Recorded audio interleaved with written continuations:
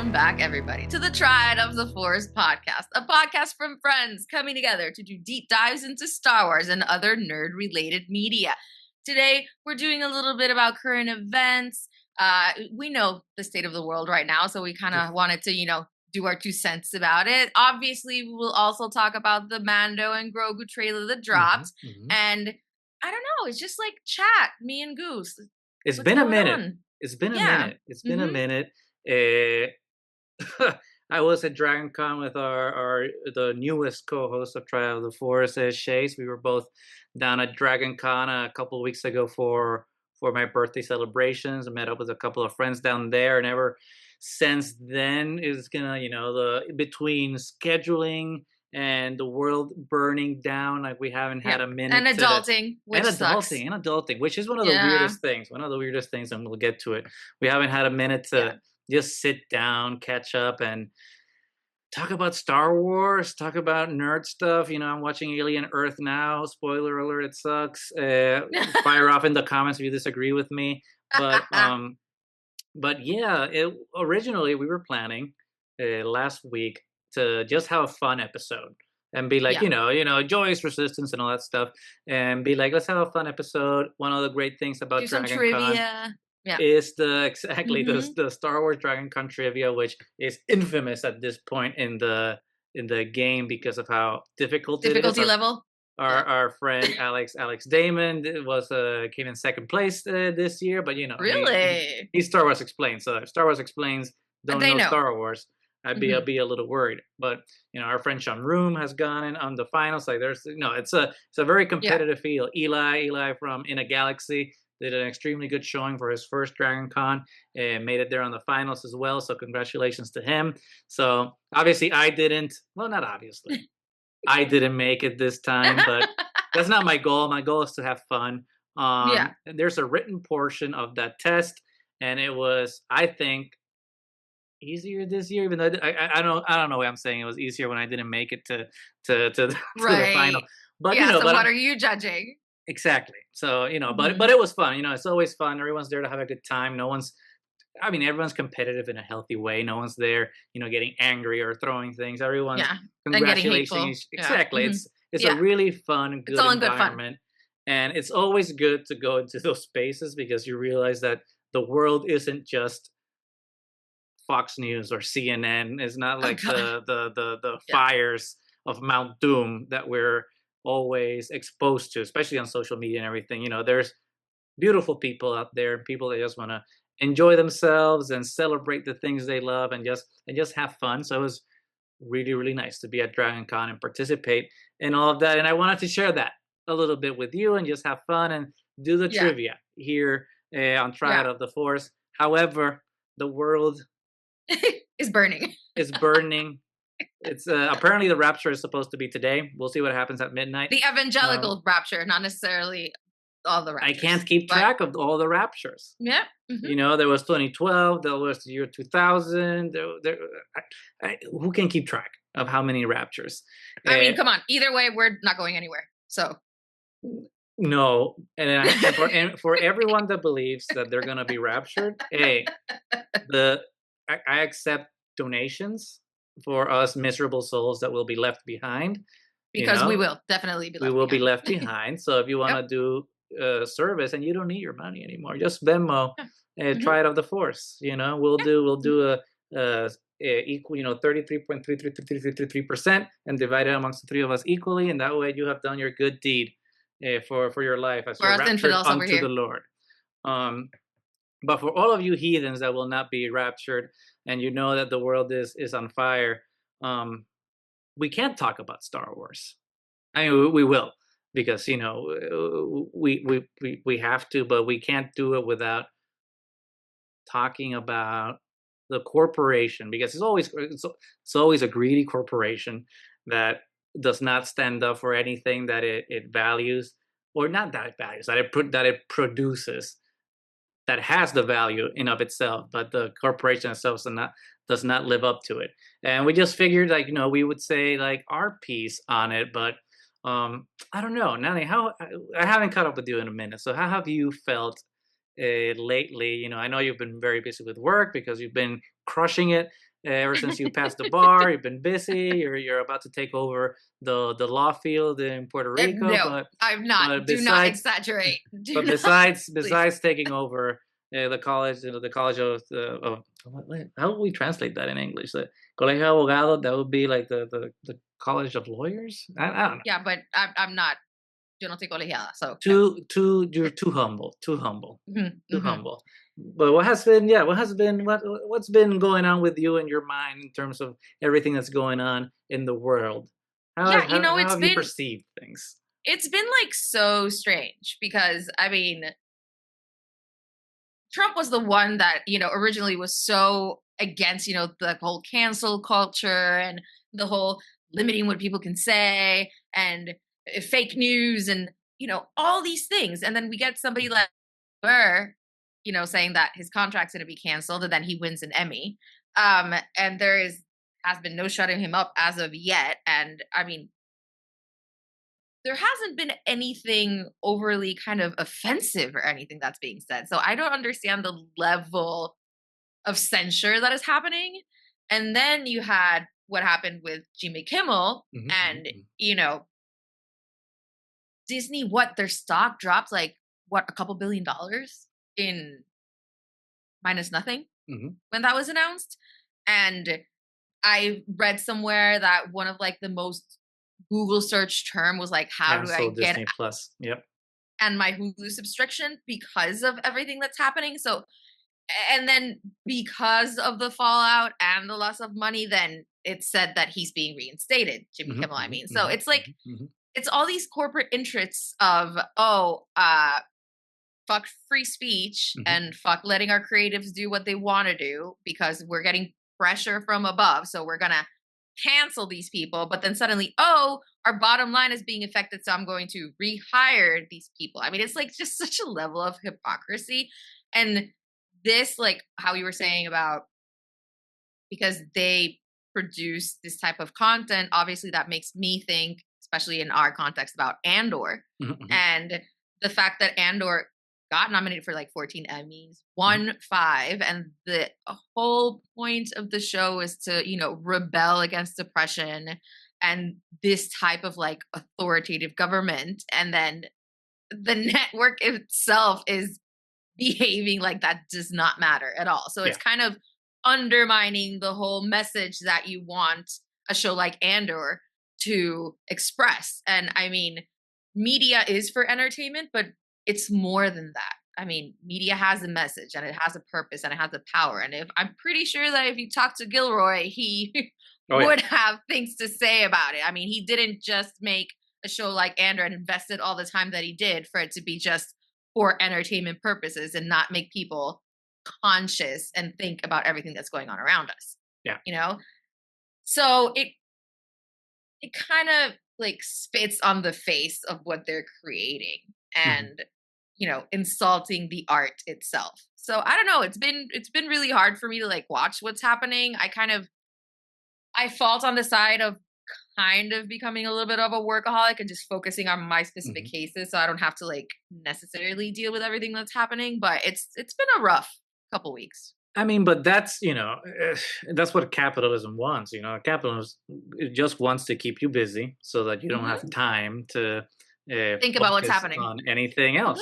So it's by design. It's not that you do it because you don't care. You do it because that's what the system wants, and we're all victims of that to some degree or another. Because it's either that or it's either the strategy that this government has had, which is basically what a lot of fascist governments also do. Is the whole, which I hate to kind of go back into Andor to justify the real world, but it's kind of the vocabulary that we have accessible to us currently, and that is the most contemporary thing that's out there that is in our minds, that draws immediate parallels. But it's the whole thing from Nemec in season 1, where he's just like, it's easier to hide under 1,000 atrocities than under one, and it's what they're doing. It's like every day they do something to just keep us overwhelmed and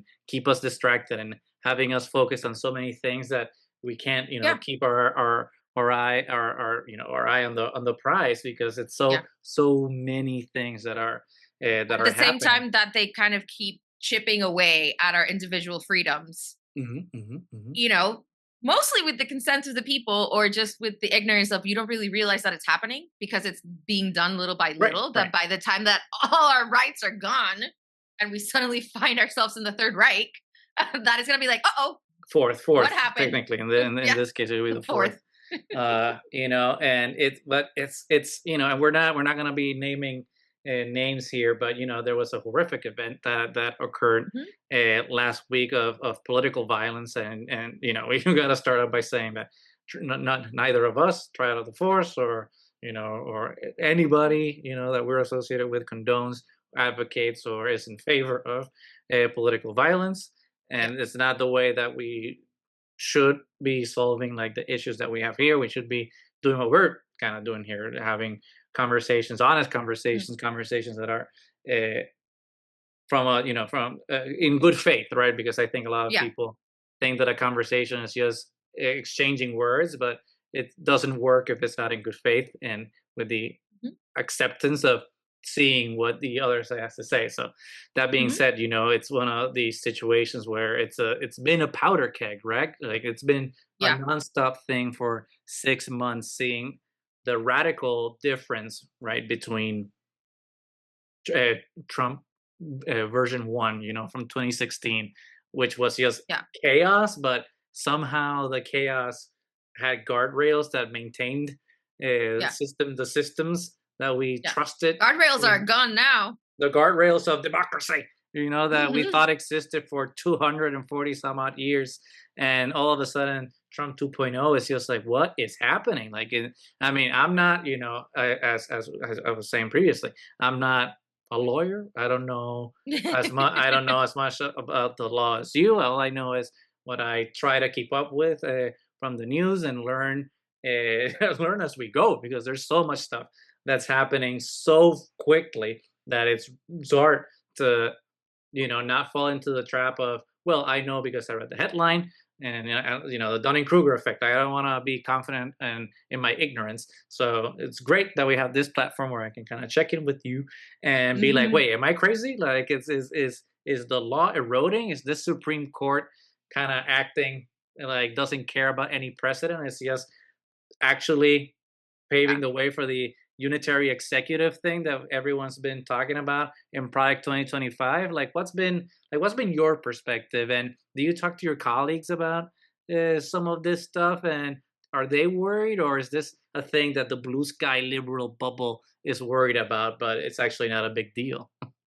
No, I mean we do talk about it. I mean, none of us are really like specialists in what constitutional law is. We're mostly, we I mean, obviously we do a lot of criminal defense, so that has a lot to do with like constitutional rights and everything. But me especially because I'm the newbie. So don't stop saying that I'm an expert. I've been a lawyer for like a year. So chill. Um The state said you're an expert. Yeah, uh-huh. But the thing is, there's been like a lot of really horrendous decisions that have been coming out of the Supreme Court, and one of the most egregious was a recent one that actually authorized for ICE and other law enforcement to actually like detain people because they look Mhm, Latin mhm, mhm, mhm. or But they then look like they're but then doing you some. but then you can't use affirmative action in colleges for scholar. You can't use a Yeah, person's race to give them yeah, a scholarship, but you can right. use it to throw Yeah, their ass in jail. because according to the Supreme Court in that decision about the affirmative action, as far as I know, it do not interpret me again as a constitutional law expert. That type affirmative action is discriminatory. Mhm. It discriminates against people who actually have the grades to get in, but you Which is not don't true. account.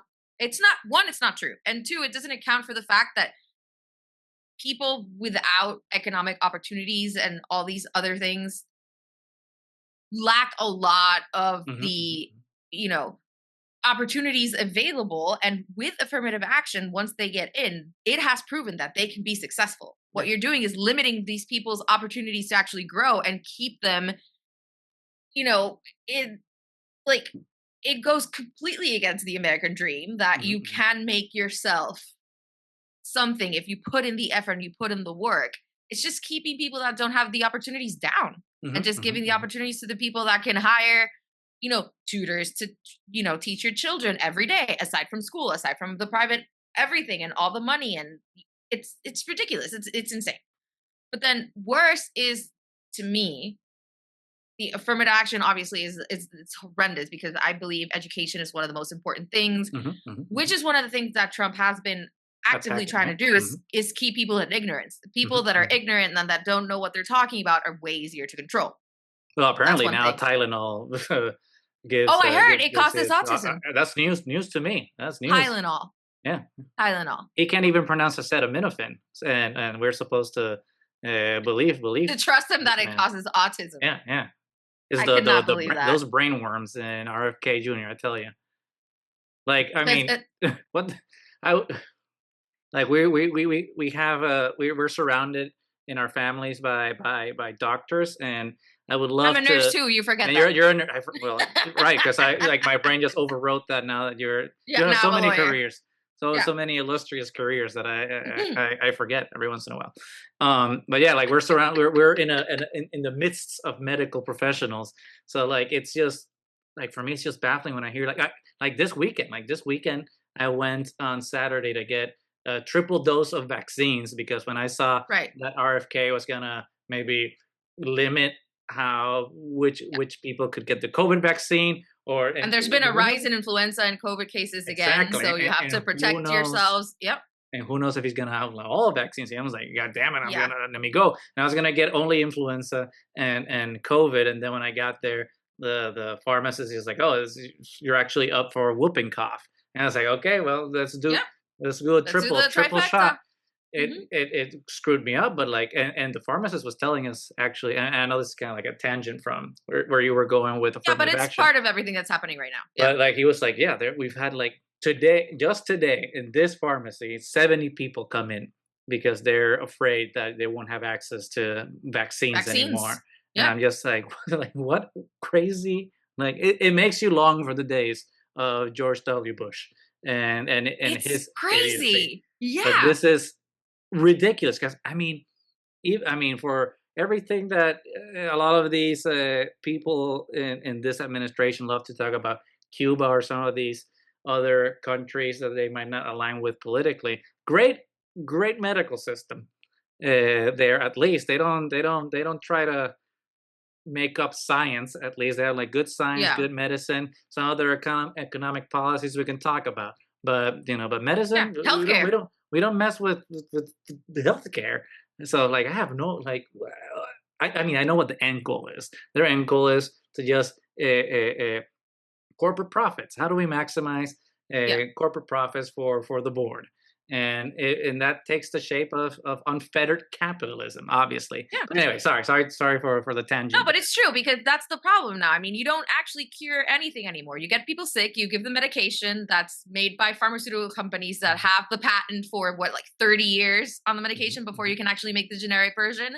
So you don't cure anything. You just keep them alive by having to buy all these medications that, have you seen medication commercials recently? The list of side effects is so much worse to me than the original disease.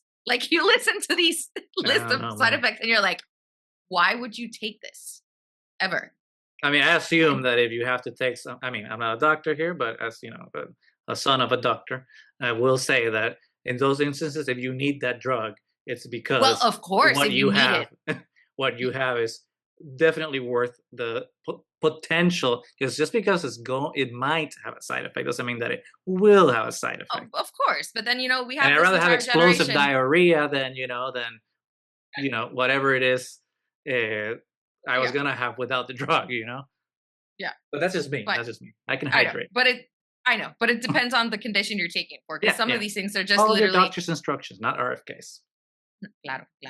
But it's a crazy world we're living in where like misinformation is insane. I mean, how long has acetaminophen been around for that now it causes autism? I feel like half the world would be autistic if that was an actual thing. Even though I was reading that, and I need to fact check this. I haven't fact checked it. So if I'm wrong, please correct me in the comments. But like the official diagnosis for autism appeared in medical journals before Tylenol was even invented and mass produced and shipped for people. So it's just like, wait, so you're saying that this causes it, but this thing wasn't even around for it to be a cause for the thing. So who knows? I haven't read that, so I don't know. But it's ridiculous. The whole thing again from Andor. It's like that's the final humiliation, right? They don't bother to lie well anymore. It's just they just make up shit, and their followers just gobble it up, and I don't. I know they gobble it up. Yeah. Pero it's crazy. Going back a little bit now with the Supreme Court and everything that's happening, executive unitary things, and we were talking about the act of political violence that then occurred last week, and some of the repercussions that have been happening and that will continue to happen, right? Because now this is a snowball effect. Just because Jimmy Kimmel has been reinstated doesn't mean the attacks against that he wasn't censored to begin with, and that other people won't be censored as well. Exactly. It's still there's still a fight that's gonna keep happening there. But one of the big things that is manifesting itself, right? It's like this whole wing of people against, like you were saying at the beginning, that we're so against cancel culture, and like we can't cancel people, and people can say whatever they want, and even if it's actual hate speech, exactly, we have to allow them to do it, even when it's actual hate speech. And now, and when Trump won, it's like comedy is back. We can say whatever we want.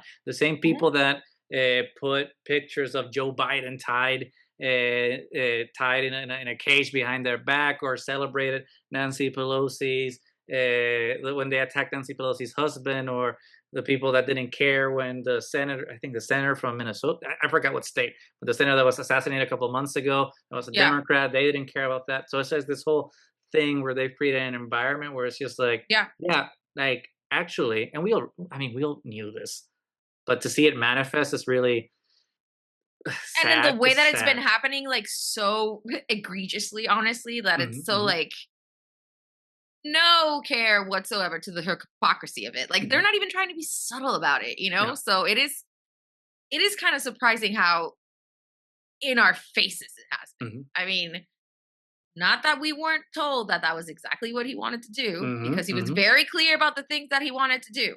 So I mean, it shouldn't be a surprise, but there is a thing about Donald Trump is he does not mince words. He was very clear. People are like, no, he's exaggerating. He's he uses the man says what he means, and it's about damn time that we just learned it. And and the fact that people think that he's joking, no, he wasn't joking. He meant exactly what he said, and he's enacting it right now, and we really shouldn't be surprised. But it's still kind of damn.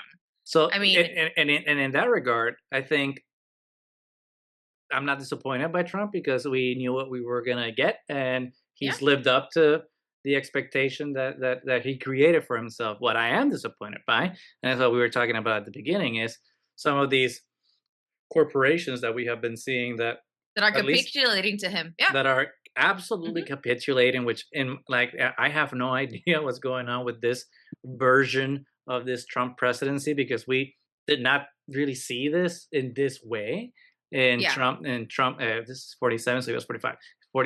In Trump 45, we didn't see that. I think that corporations stood up to him a little more proudly back in 2016. And I was like, oh, we'll just do whatever you say. And now it's just folding immediately. And one of those is, obviously there's a lot of them. We won't talk about all of them. We'll talk about this one because it directly impacts what this podcast is about. And we talk about Star Wars, which is made by Lucasfilm, which is owned by Disney. And Disney, it's not as if Disney has been like the paragon of perfect corporation, like obviously they're corporation, they're there to make money, and they're gonna have shady business practices, and we're not naive. We've always known that. But I think in this one we expected kind of a little bit more bit fight, more of a backbone, I think. Yeah. a little bit more of a backbone from Disney. But this whole, and it's not about Jimmy Kimmel. I don't Yeah. care much for him. I mean, I don't watch any He's late night fine, show. I but don't care. His monologues are sometimes funny. I he's fine. He's fine. I don't care. yeah. Yeah, I prefer John Oliver. I prefer Love John Oliver. I prefer Colbert when he was in the Colbert Colbert Report. too. Mm-hmm. Jon Stewart Jon and Stewart. like those I prefer them. So this is not a Jimmy Kimmel thing. It's like what it represents Yeah. for free speech and what it means for any of us, right? Because if they're starting with a rich white man, what does that say for everybody else? Yeah. Mm-hmm. It's one of those things where it's when will it come for you? Because Mm-hmm. they're always hungry, and they're never satiated. If they come for him, once they got him, they'll keep going. And it's one of those things where it's just gonna keep going until there's no one else, until it's an Ouroboros. It'll just eat its tail at some point. But what did you think when you saw the Kimmel thing, and what was the reaction back home? Because I'm always curious about everything that's going when all of these major events happen here stateside in the U.S. I'm always curious to know what's happening in Puerto Rico. What are people saying? Because obviously I'm in a bubble of sorts, here in Chicago. So like discourse here is very different than other parts of the country. Um, Obviously in liberal progressive circles, whatever you want to call it. I know everyone likes to make a distinction between a liberal and a progressive. I don't know the difference. I want equal rights for everybody. I don't know what that means anymore. But and I know Puerto Rico is Macondo. If you read 100 Years of Solitude, you know that Puerto Rico is like this magical realism place where it's part of the United States, but it's not. The things that happen there affected. It's different, but it's the same. So we're a commonwealth, but we're really a colony. Yeah. And there's a lot of pretty names about what happens. Yeah, everything's fluid and strange back home, and people is what's it called? And handpick the little pieces they like of the narratives that they want to attach themselves to. So I'm curious to know, like for example, when the thing that the act of political violence that occurred last week, was that a big deal back home? How did people react to that? Did people react to the Jimmy Kimmel thing, or are people back home kind of like still in the afterglow of the Bad Bunny residency? I will, and I was thinking go, about it. I did not. I will get to that. But as you were saying about like everything that's happening here, I was thinking to myself, no, everybody down here has just been kind of obsessed with the Bad Bunny residency. I mean, fair. I don't blame anybody for that. So I mean, we all saw the clips of the things that have been happening. There have been clearly opinions. Some people down here, because a lot of everything that happens in Puerto Rico has to be related to like the political parties down here, especially the red and the blue, and all the PNP, which don't mean the same thing as the U.S. By the way, guys. They don't. Don't mean the same. Yeah, the blue is the the ones that want statehood, but it's kind of turned into like a Republican thing, and then a lot of those people are becoming like more and more conservative, and there are a lot of pro-Trumpist people there, even though I don't know why, because he hates Latin people. Why would you support somebody that hates you? Because they're neoliberals, and as long as they're getting their money's worth, that's all that matters. So you get that point of view, which is the hardcore, I don't care what he does, I just follow him blindly. Everybody's kind of tends to be more focused on local politics than what's happening in the States, which unfortunately, we don't get to vote for president. So, we can't really say like, oh, I didn't vote for him, so I'm pissed or something. Or I did vote for him. Oh, I maybe made a mistake, or I voted for him and he's doing exactly what I said, because we didn't vote for him. We can't. So I feel like that affects sometimes how people see the politics. Like, I think we focus more on what's happening locally, and that we've had some issues with local governors in the last ever. That's a very kind way to say it. So it's been kind of we always talk about, because we at the office, like a lot of us are nerds, a lot of us are like into Star Wars and anime, and we talk about these things and we see clips about what happened to Jimmy Kimmel, but a lot of people in Puerto Rico don't know English. A lot of people in Puerto Rico just have the local channels and watch local news. So some of these things don't really trickle down as much as you think they would, considering that we're so close to the States and so much of our destiny is tied to the United States. So that's kind of what I've felt has been the attitude. It doesn't necessarily apply to everybody. But yeah, we've been obsessed with the Bad Bunny residency for good reasons, because I've seen some of the sets. I didn't see the live stream. Neither did I, because I thought it was going to be available after, and apparently I thought it was going to be available, and it's not. I looked it up today, and I was like, God damn it! It's like, come on, Amazon. I don't want to pay for Prime, but if I am doing it, I know. I apologize. I do it. But what you've seen of the clips has been like the way the scene was whole set up. La Casita and everything that like harkens back to like everything that's fantastic about Puerto Rico. The concert looks like it's a party all the time. Not only the guests that have shown up, we have had some legends show up to sing alongside him. In the last one, it was Marc Anthony cantando Preciosa, which apparently just like brought the house down.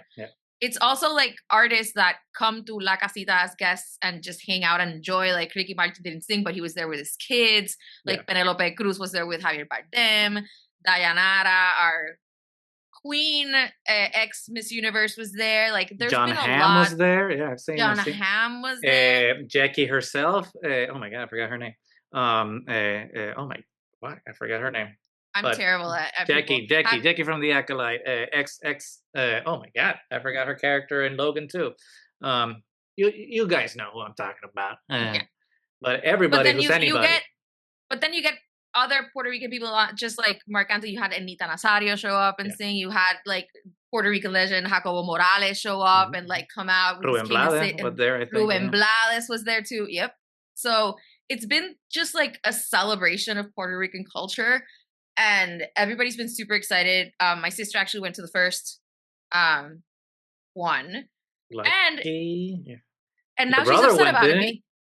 He went to the last one. He actually got the lottery tickets, whatever, that they were doing for the final presentation. So he actually got to go to the final one, which is the closing event. So your sister went for the first one, and your brother went for the last one.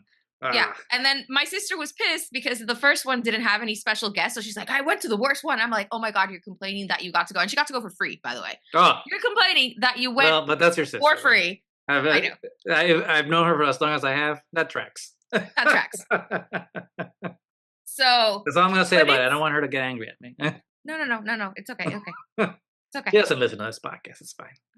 Sometimes, but rarely. But it's been really crazy because people that you would never think would be fans of Bad Bunny are like super excited about this. The other day I was in line to like buy lunch, and this little old lady, she's like, have you been to Benito's concert? I was like, no, I haven't had the chance. She's like, oh my God, I went. And it's like, she was like with her walker and everything. She's like, I was there the 3 hours. Oh my God, it was amazing. I went with a gang of my friends, and it was it's like he's breaking generations down here, because people that wouldn't have necessarily been fans of reggaeton or of his music, this last Debí haber tirado más fotos is very much has salsa and bachata and like mixing all these Latin sounds, and people are really into it. So it's kind of great to see. I wasn't a huge fan, and I'm working, and I wasn't going to spend however much money people were spending to go. Although I saw that tickets were like accessible, actually, like because I saw the price range, and I was like, for this artist, who's one of the biggest artists in the world, like these tickets are like, they were prices from like 15 years ago, like starting at $35 all the way to $250. I'm like, that is insane, because those tickets, you don't find them anywhere. I know maybe back home, depending on the artist, but like here, any show of like the quality for the Bad Bunny show, it starts at 200 maybe. And the production value and everything, and the fact that he actually, like, some of those first concerts only like residents of Puerto Rico could get access to get them. Like some of those were blocked off for people from Puerto Rico, and then it opened it up to other people. And then I found out that the reason that a lot of elderly people are actually going is because he had special areas reserved for the elderly that they didn't have to wait in line as long, and they were set aside, and they had like their own section. And that's so cute. I didn't know that. It kind yeah. So it kind of pulls at the heartstrings right there. I know. So I'm like, oh my God, like you're a good guy. And this kind of takes us back to what we were talking about, the Supreme Court decision about being able now to arrest people just by them seeming Latin and that they're doing something wrong, which is completely illegal. You can't stop anybody unless you have probable cause. Yeah, not anymore. So I don't know if you heard that now Bad Bunny's taking the tour internationally, and he's not going to the United States because he's afraid that they will stop people going to his concerts because they're Latin. Yeah. I mean, good for him. Like, I know, good for him.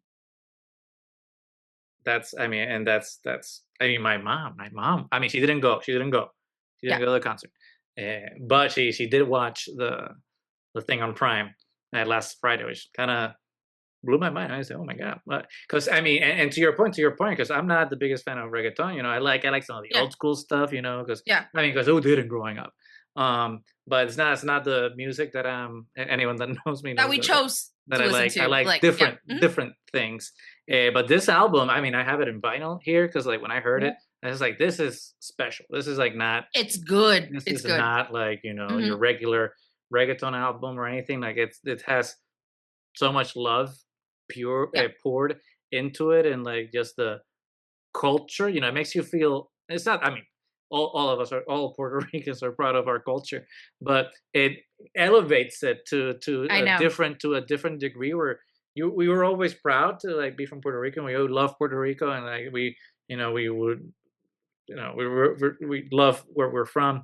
But this kind of like elevates it to a way that I don't have vocabulary to describe, and like seeing everyone kind of harkening back, like the stage that's in the mountains, and everyone dressed as jibaros and dancing bomba en plena, and bomba en plena, and the instruments, all the music that we reserve, we only push to the Christmas season, kind of coming out to the forefront. Like, no, this is not just for Christmas in Puerto Rico. This is for Puerto Ricans all the time, and not just for Puerto Ricans. Now it's for the world, and kind of see the world see Puerto Rico for what it is, as opposed to what is projected to be. Is really something kind of beautiful, and it's something that I'm just like, damn, like I want to go back. Leave this cold Midwestern city and go back to Puerto Rico. It was really excited to see like the news. El calentón, Yeah, el calentón. No, y este verano, this summer has been, el calentón has been insane. But yeah, it was really special to watch, especially when it's people that are not Puerto Rican, like some of the guests that he would have over, and them just singing along, knowing all the lyrics, being super into it, being super excited to. There we go. I remember her name. Daphne Keane. There. Okay.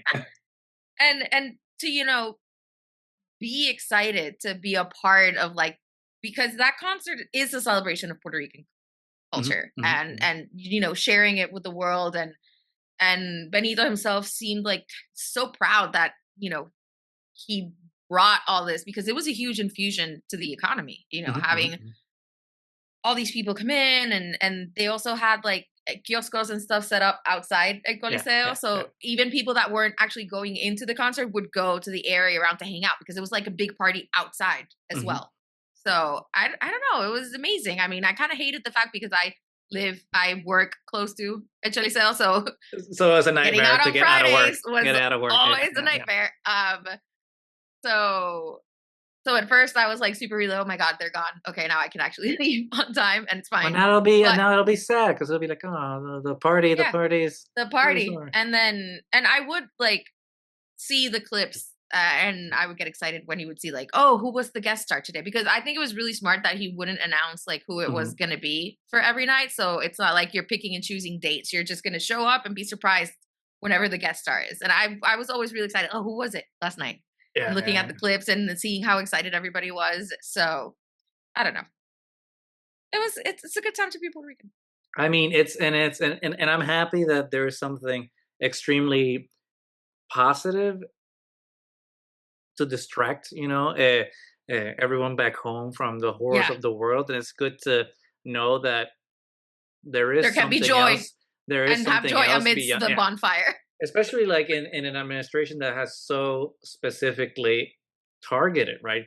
People Mhm. like us, people that are darker than us, because we all Yeah. come in a variety of colors Colors. in all of our Latin American countries. So Yeah. to see like our siblings from, I mean, and some Puerto Ricans have been caught in that net because the ICE don't care as long as you kind of look Yep. like or sound like we're gonna catch you. So it's within like this environment of fear that is lived in the United States, of kind of people maybe wanting to not be proud or show their Who national they are pride. and is hide, it's maybe. Yeah. beautiful. It's beautiful to see like Mhm. that. I mean, obviously, Puerto Rico has some sort of privilege, right? Being kind of part of the United States, but not. And There's having but citizenship, yeah, that obviously adds a layer of as of right now. protection, Who I guess. knows? Yeah, so Mhm. right now, yeah, because we You never never know know. what's gonna happen next month. But to see like a celebration of pride in our culture is Yeah. beautiful, especially when we've been hit week after week with like horrible and negative news. Um, Mhm. so yeah, good to end political conversation with a high note. Uh, with Bad Bunny, which I never thought those were. If you asked me last year, I would have never thought that I would have said that Yep. sentence. Mhm. But you know, to continue on with the whole Disney saga, Yeah. we know that this whole thing with Jimmy Kimmel occurred, and they've suspended him indefinitely.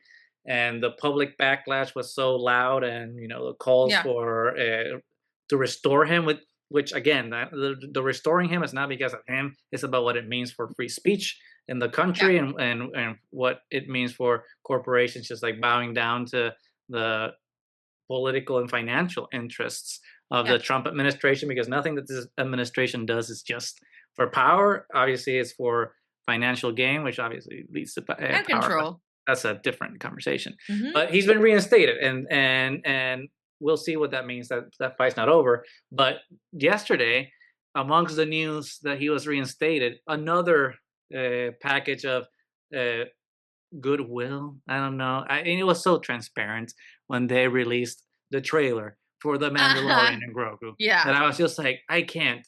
I mean, I'm gonna watch it. Obviously, I Yeah. love Star Wars. I need to watch it, but it didn't taste good. It was Yeah. tainted goods, because that they released it to be like, okay, here's Here, I'm something. gonna pacify you a little bit. Here's something so that you guys talk Mhm. about something good about us. Please, please. Here's Grogu. You know him, right? You love him, and that doesn't get Disney off the hook. They still Yeah. have to do the right thing. I think that if people wants to still cancel their Disney Plus accounts to send a message, I think that's the right thing to do, because those are the biggest ways to get out of corporation, is to hit them where it hurts, and that's in their wallet. So we obviously advocate for all of that. But we wanted to talk about this trailer a little bit, because we also want to We are a Star Wars support. podcast. We also want to Mhm. support Lucasfilm, because we know that Lucasfilm wasn't in charge of these decisions. We know that all the creatives that are doing this are people that are doing this out of love and passion for what they do. So we don't want to punish them either for the sins of their parent company. But allegedly they were supposed to release this on Friday, but they didn't because of all the backlash that was happening Oh. with the whole Kimmel situation. And today they dropped the news that they're raising prices on Disney Plus, which isn't like, really, Disney? Like, after Yeah. you've lost, Mhm. I don't know how many thousands, if not millions, of subscribers, now you're gonna raise prices, especially on a platform that you've said that it's not the future of the company anymore. After you said that streaming was the future, now it's not, but I'm still gonna make it more expensive for you, and I'm gonna put less content in it. And it's like, but then you're gonna still raise the prices. I'm just like, what's going on? What's going Yeah. on, Disney? That's not You're not getting a lot of goodwill Yeah. from any of us these days. And Alien Earth sucks. Sorry, different I'm sorry. I haven't space watched it, franchise. but yeah. Mhm. But anyway, let's talk about that trailer. Okay. Honey, what did I know that we've been talking an hour about the world, but the world's more important than Star Wars. But we needed Agreed. to talk Yeah. about it. But I but know. Star Wars is also important because it gives us Star Wars is about rising up to against fascism and having Mhm. rebelling against corporate interests and empires that want to oppress and silence its citizens. So it's relevant, Yeah. and I don't know if Mandalorian is relevant, but we're gonna talk about it. Yeah, what do you think? What do you think? So, um, my first uh knowledge that this trailer was out was, as you know, we have a chat amongst friends, and Hosbando wrote in that chat about the trailer, literally to you, Goose, like, Yeah, yeah. is this real?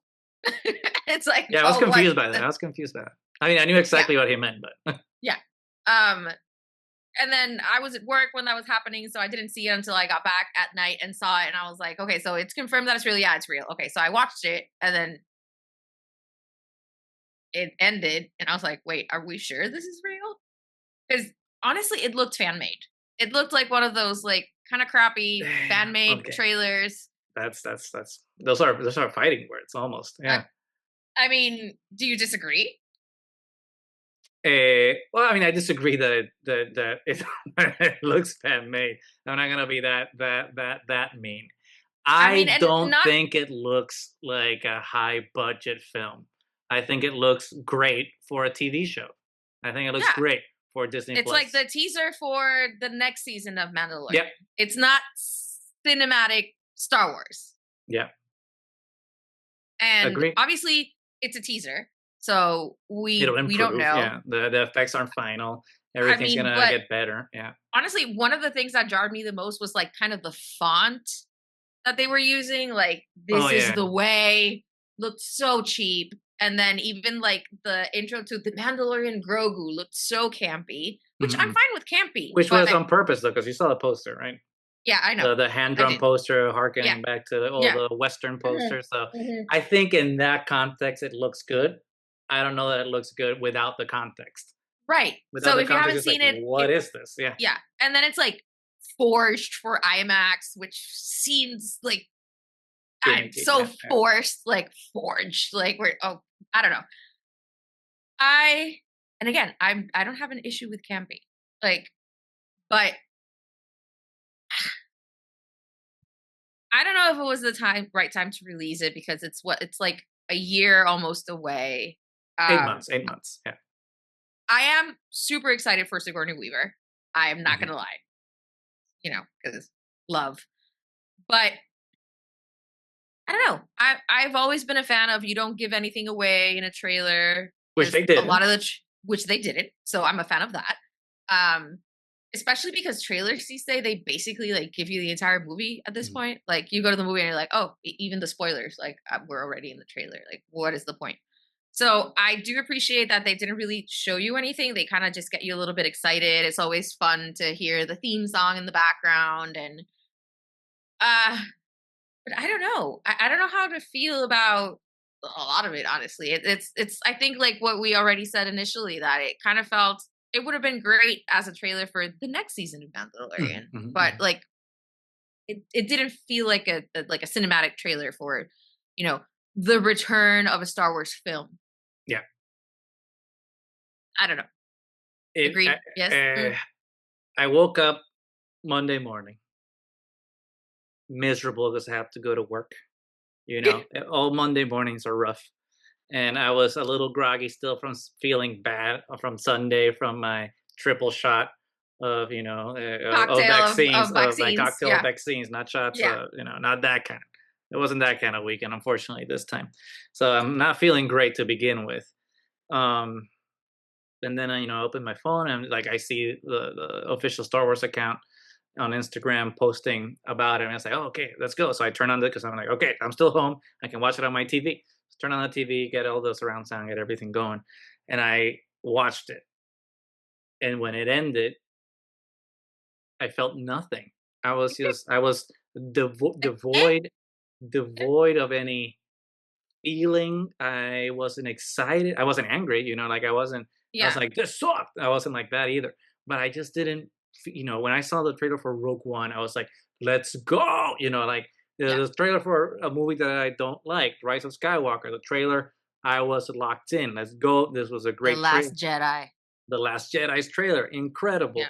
Like all the trailers for all the shows have been wonderful. Like I've loved all the trailers for the Acolyte, for Andor, everything has had like an amazing trailers that And have like always this gotten me. gravitas to it. And then this one was just like, That's all, yeah. I mean, and I have to preface by saying that I acknowledge that all trailers are a commercial. right. But that being said, this trailer felt like it's just a commercial. It was a toy commercial, and it's just like Grogu. Remember Grogu from the show? Remember Baby Look, Yoda? he's cute. Remember how much you liked him? Like here he is, Mhm. and like look how cute he is. And remember the Ancellans from the last season Yeah. of Mandalorian that you Good didn't shot, watch. baby. But yeah, here they are again, Mhm. another cute little guy, and it's just like here's Mhm. a monster, here's another monster, and it's like, oh my god, like how many Yeah, I toys know. are we advertising here? I mean, it's like I wasn't like none of the creatures, which after seeing the Easter egg videos of like what all the creatures are and where they're from, it's like okay, that's cool, but I don't care. Yeah. I don't care about anything. I don't want to I sound mean, like a curmudgeon no, I know, or but it seems cynical. like it was kind of made for those people who make the Easter egg content. That's like, oh, look at this Easter egg. Look, it's a U-wing with Republic colors. Oh, look, Yeah, it's this. Oh, look, is this the son of Jabba the Hutt now in the arena? Like, it is.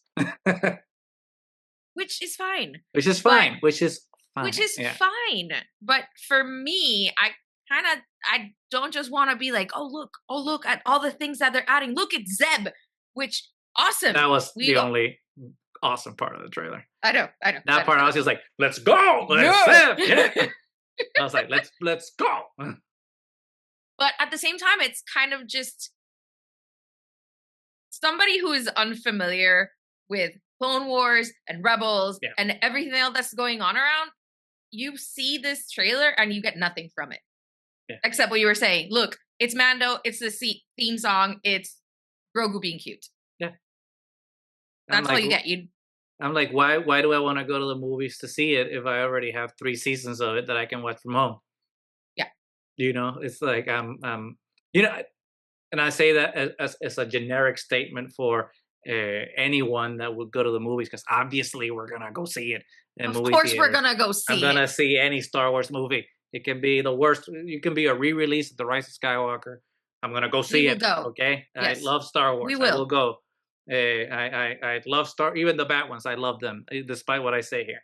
But yeah, no, I was not. And obviously, there's a part of me that is still, the part that's angry and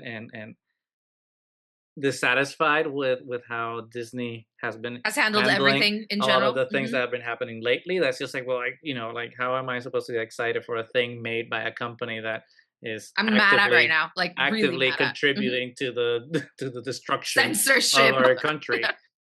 So there's obviously a part of that influences how like I view this. But on the other hand, I'm like, like I don't want to just be saying positive things just to be positive. There are positive things about it, and I think the movie's gonna be fun. I think I don't think it's gonna be a bad movie by any means.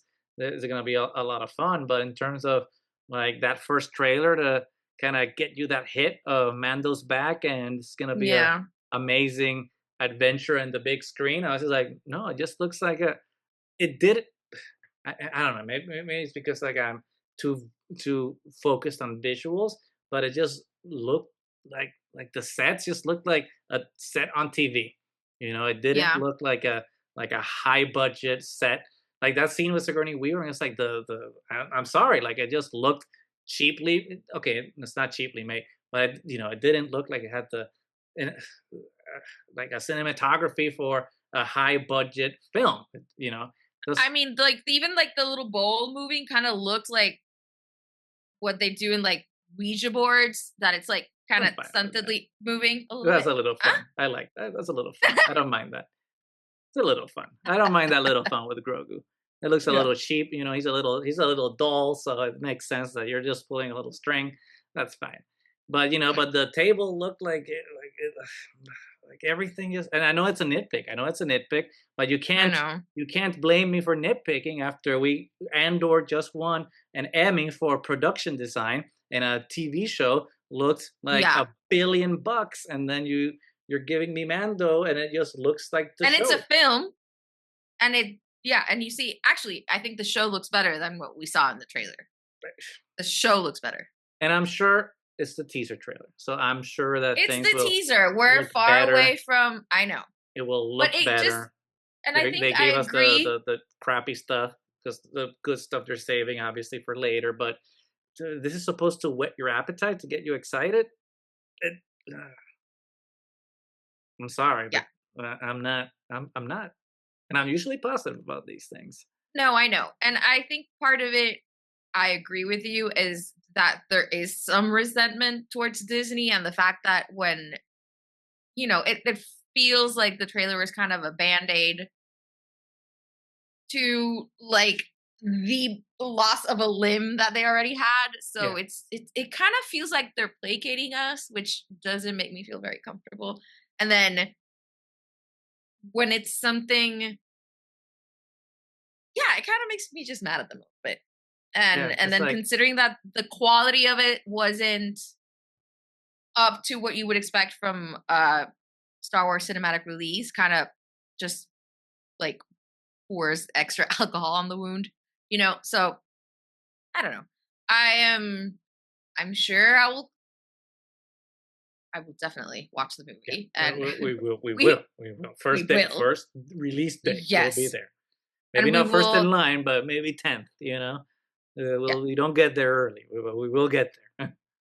But we've talked about it, and I've always had reservations when they announced that this was going to be the film that was going to be the next one, when so much about Mando works because it was the show, and it works in that format. And I don't necessarily think that the next big film project should be this. I think there's a lot of other stories to explore that could have gotten the film. So I've been a little, annoyed and with it to begin with. So I don't know. I agree, and it's optics, right? It's optics about it, because obviously they made the decision to make this movie before the Trump presidency, obviously. Right. We know that, but it almost feels like, post, and again, I don't mean to say that Andor is the end all. See what I did there? The end all of everything here, and Andor's better than, because I think, I love the Acolyte, I love Skeleton Crew. I think all the Star Wars shows that have been made have their own value. I really enjoyed Obi-Wan, which got a lot of backlash too. They're all great at what they're doing. So it's not that Andor is like the only good thing, right? It's absolutely not. Like, all of them have been great in my book, but I'm using Andor as an anchor here because it was such a bold show that took everything. Like to just, since Spinal Tap 2 is in theaters, so I'll use this reference. It took everything up to 11, right? 11. It took production, it took score, it took writing, it took so much things, and then obviously cinematography, costumes, acting, everything, how bold politically, right? It also was, and then to kind of then see this, it kind of feels like it's kind of making sure that it makes everybody happy. It's just like, oh, here we're trying to make everything for the common denominator. Let's make sure that everybody likes the Star Wars, and no one's gonna be upset at it. So it's just kind of like, oh, okay, which is fine. I know, but it's like you were saying with Spinal Tap, like they took it up to 11, and now it's like, oh, let's meet somewhere in the middle where everybody's fine. Let's I don't know. We'll see. Like I'm still hopeful. I'm confident that the final film will be fun and we'll have a really good time and everything. But am I excited with this trailer? No. It feels a little bit like a cop out. Yeah, but it's okay. It's okay. And it's okay. It's fine. And not everything has to be super profound. I agree with that too. And we don't have to like everything. And I know there's a lot of people that I've been seeing online that have enjoyed it and really liked it, and I'm really happy that it connected with a lot of people, because if some people are finding joy in this in a way that I couldn't, I think that's better, right? Because Yeah, I want people to enjoy Star Wars, you know. So if you found joy in it, tell us in the comments, like what yeah. what what did you like about it that maybe we're not connecting with, so Seeing that yet, we yeah, can, so maybe we can see it in a different light, yeah. and maybe change our minds next week, or before the, or Before before the they movie can comes out. before they cancel Seth Meyers in the next network. We'll see. hmm But but anyway, I don't want to keep being a negative Nancy here, beating on poor Mando. I know his best car can take it, but we should be polite. Yeah, we should be polite. And he's taking care of Grogu, and Grogu He is is. cute. He's doing his best to be a dad. He got his minivan back, which I don't. It's, again, like the thing with Yeah, like he lost, like the thing that I didn't like about Book of Boba Fett. He gives away yeah. Grogu, and he gets him back immediately. Like he Yeah, lost the it's like Razor Crest, he gets you it back minimize, immediately. yeah, you minimize the sacrifices. So then the sacrifices mean nothing. Okay, but yeah, but we said we were gonna We stop being said we negative were, yeah, Nancy's. we Yeah, can't. we're done. Just saying That's our last 2 cents. they should Mhm. have got a different Razor Crest. You should have got a different Yeah, car. Because I'm like, I'm sorry, the last one.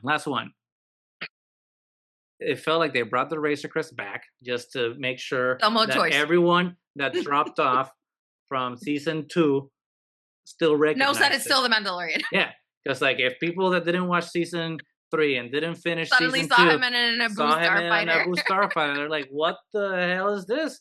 I thought I was gonna watch Mandalorian, not episode 1. What is a Naboo starfighter doing here?" Even though they don't probably know what it's called.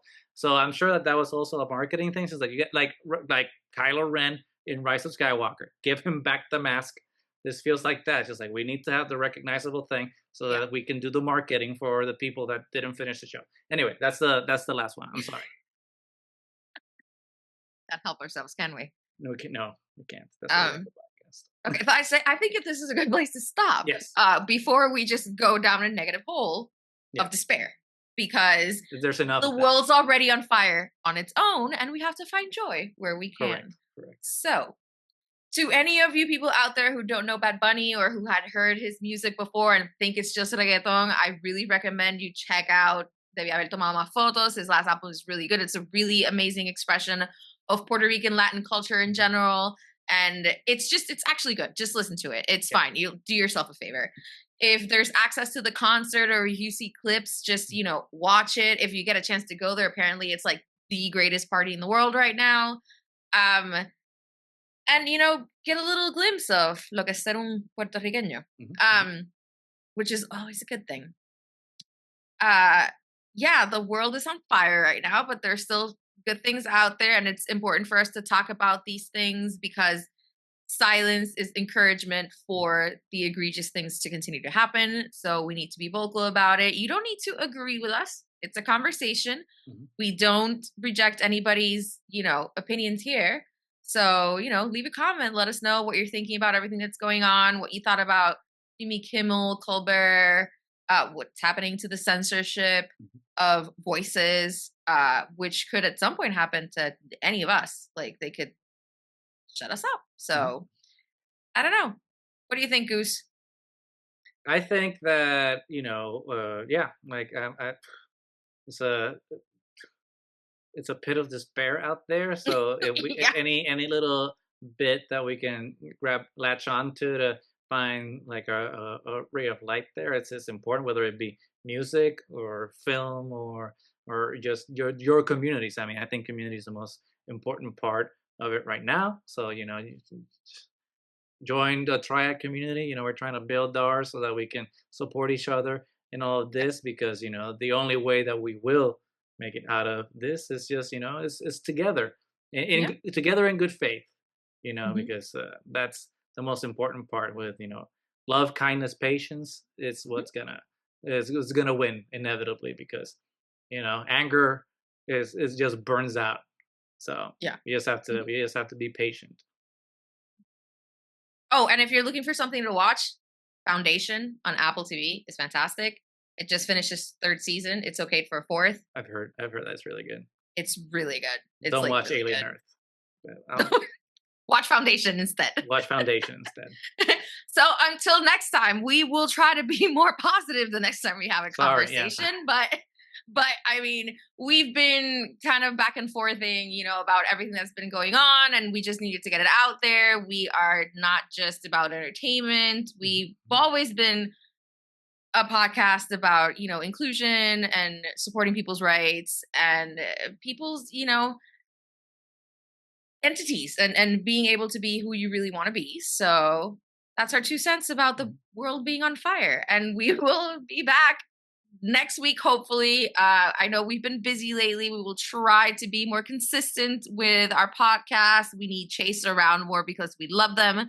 And we will be talking responsibly, as we always try to, about Star Wars and our other nerd things that we love. So until next time, may the Force be with you.